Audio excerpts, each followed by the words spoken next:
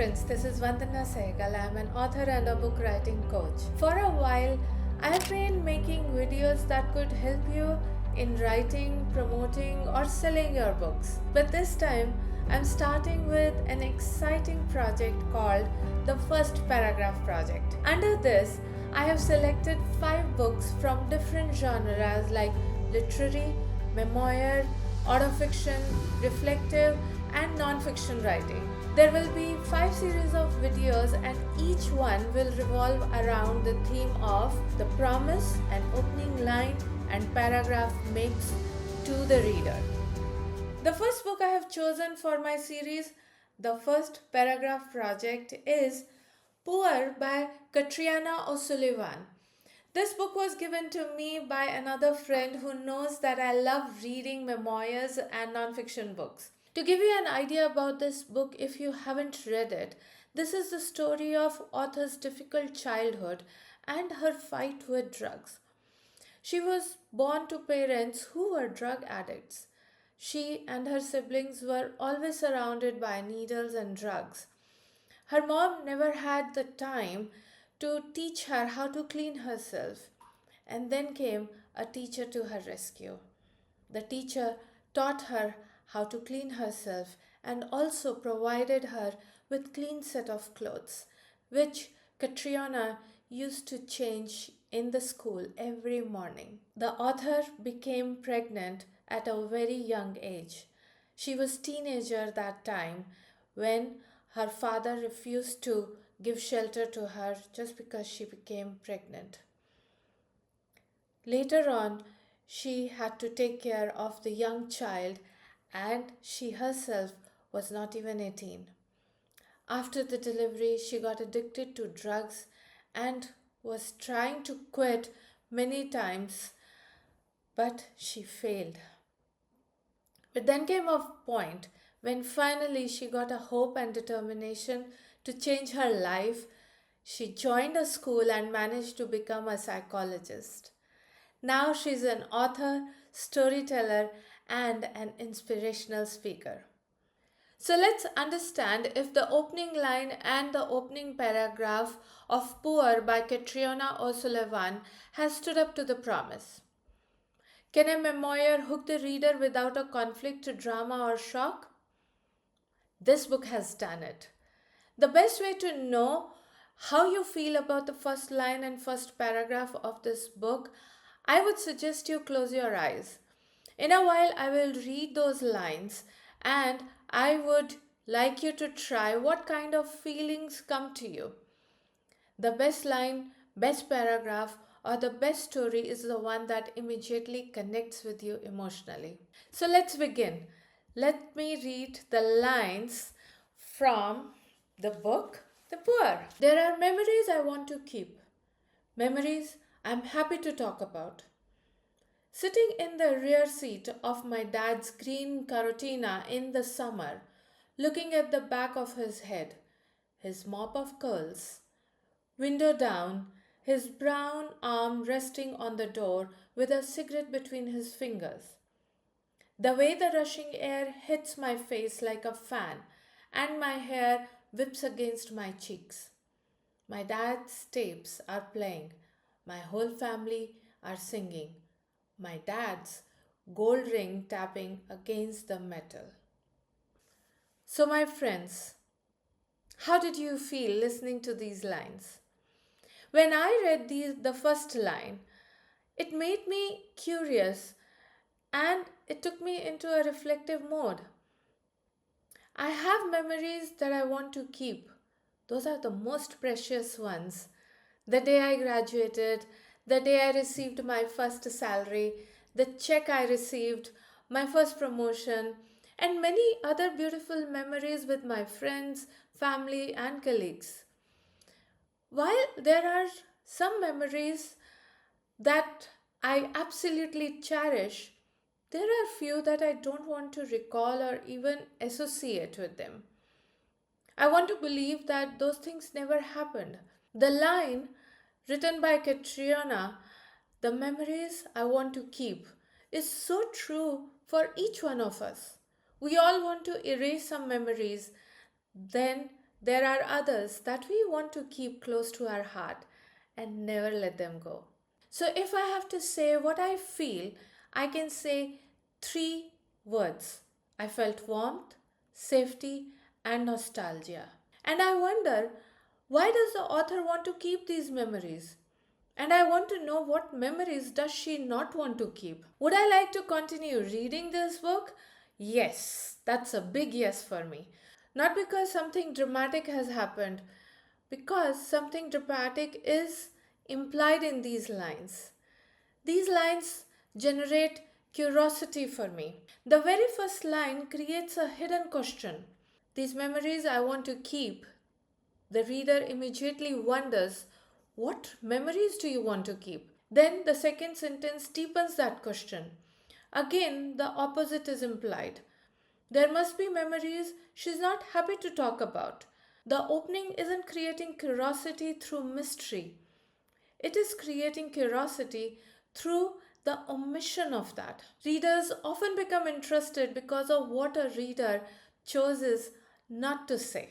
And that, according to me, is a marvelous way to present the first line and the first paragraph. If I have to talk about the kind of voice this paragraph has, is it's simple. There are no clever metaphors, there are no dramatic declarations. The confidence just comes from directness. The sentences sound so familiar and so honest. They are as if the part of our life. If we are sitting at the rear end, then this is how we will describe, and we all have been at that place. We know when our parents are sitting in front, driving, how the scene is. The first line and first paragraph builds the trust immediately. Authenticity can be more compelling than sophistication, and that's what this paragraph has done for us. Let's understand about the characters. Within few lines, we learn a lot. We don't know about narrator's biography, but we know what she notices. She talks about her father's curls, his cigarette, his arm resting on the door, and the gold ring tapping the metal. These details reveal a child observing a parent with affection. The character is revealed through the attention. What I loved about and the lesson that I learned was, show me what a narrator notices and I will start to understand who they are. Through a very introspective eyes, she, in very simple words, have made a picture in my mind how her father looks. How is he sitting and what is he doing? So I love the way she has described and used her imagination and created a whole scene in front of me.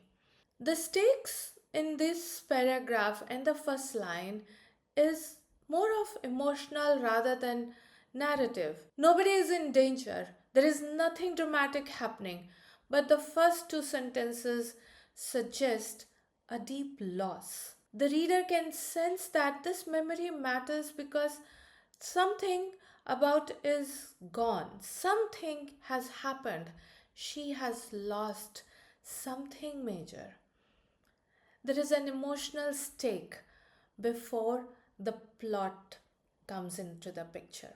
The first paragraph that actually takes us to the next paragraph and to the next and next page actually moves through the sensory details. Each image pulls us forward.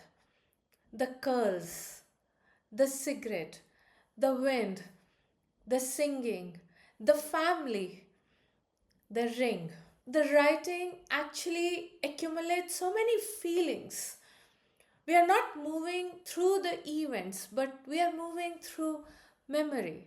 So, what I observed was that the momentum of this paragraph doesn't always come from action.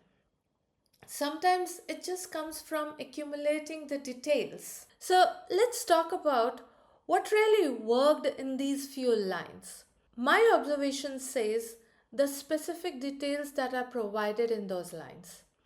She didn't say a car, she said a green cortina.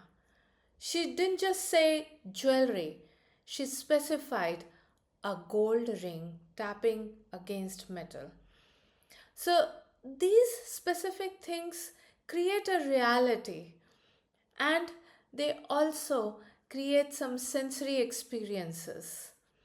The memory actually becomes physical for us. I love the way the author has engaged the reader every time in every word and every line. Those are very simple words, but they just hook you. They just grab your attention, and you want to know what is happening. Where is this story going to lead? What memories are bothering her? Now, I also want to talk about something that didn't work. Although I love this paragraph, I love the way the whole thing has been presented. I liked the imaginary picture that she has made in front of me. But many readers might look for an immediate conflict. They might feel that nothing has happened. The paragraph relies on the atmosphere rather than the tension. So, some readers may need more narrative movement. But then it is also a memoir, and readers who are often willing to follow a memoir knows that it is going to be more of emotions before the plot. So that's my take on the opening line and opening paragraph of Poor by Katriona O Sulllivan. Before I go, I want to share a small writing exercise for you so that you can also practice how to open your memoir. So just write two opening sentences for your memoir. In version 1, start a memory you want to keep, and in version 2, hint at a memory you don't want to discuss. And then compare which one creates more curiosity. Thanks for watching this video. Hit the like button, subscribe to the channel, and share with a friend of yours who is working on a memoir and is stuck with the opening line. In the next video, I will discuss Things in Nature Merely Grow by Yuan Lee, and I will talk about the things that worked for the opening line and for the opening paragraph. Stay tuned, keep shining and smiling.